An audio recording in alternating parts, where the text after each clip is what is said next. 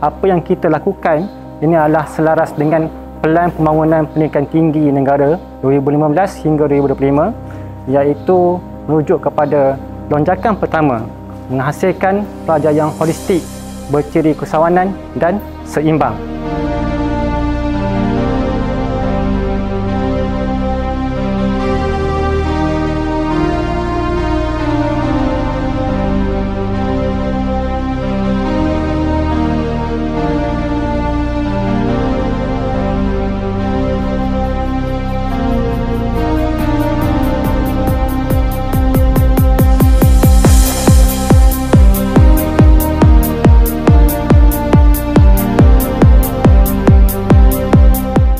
Kami dari Polisas tahun ini merupakan tahun pertama untuk Polisas menyertai Formula Stadium Malaysia, mencabar bagi Polisas kerana kita akan hantar ke pertandingan ini 2 biji kereta go-kart.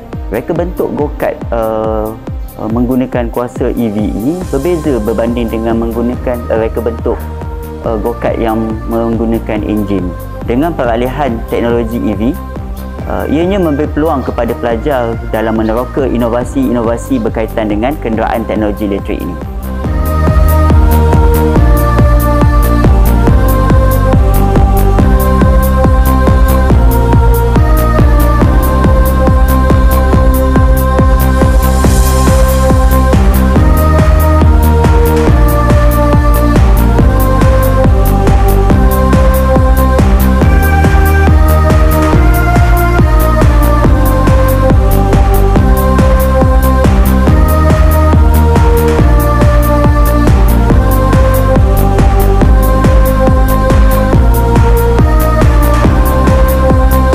Menyertai FSM, saya dapat menambah baik pengetahuan dan kemahiran saya dalam membina sesuatu benda. Kami mengagihkan tugasan dari membuat suspension, engine mounting, body dan lain-lain. Pengalaman yang baru dan ilmu dalam mengendalikan go-kart. Saya dapat mengaplikasikan teori yang saya pelajari di dalam kelas kepada projek kejuruteraan yang sebenar.